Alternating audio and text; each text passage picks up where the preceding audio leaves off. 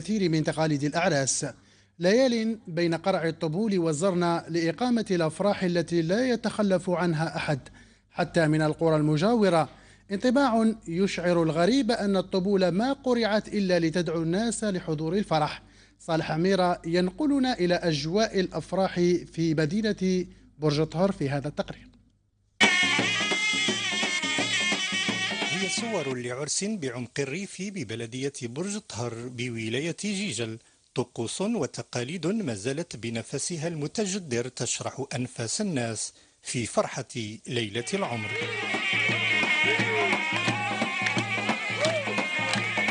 الأعراس في المناطق الريفية حاليا نشم فيها رائحة الماضي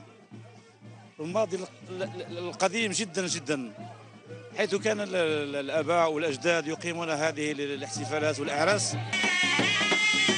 الزرنة والرحابة تملأان أرجاء القرية كل ليلة بإيقاعات كثيرا ما لا تقاوم إلا بالرقص.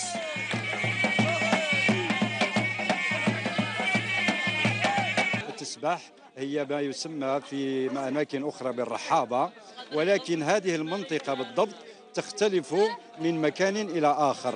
التقاليد هذا نتاعنا بكري كنا الأعراس كما دروك مثلا نقعدوا سمانة في العرس.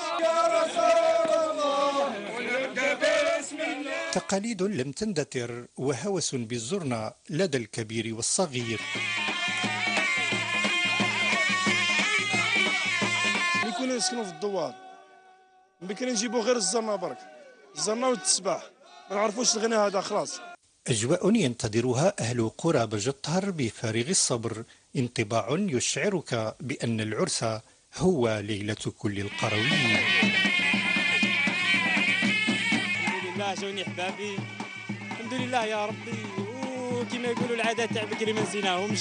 عندي وليد عمو الزين شلاغ بالياسمين يقول بخاطر الأحباب والأصحاب باللي حاضر باللي غايب بالشايب بالشباب باللي مدفون تحت. هي تقاليد تأبى الاندثار، وأصالة قرويين ما زال حنينهم للماضي يسري، ورائحة إرث العصور تملأ أزقة القرى في منطقة لا ينتقى المدعوون بالمسافة، بل الدعوة لكل من بلغه صوت الزرنة.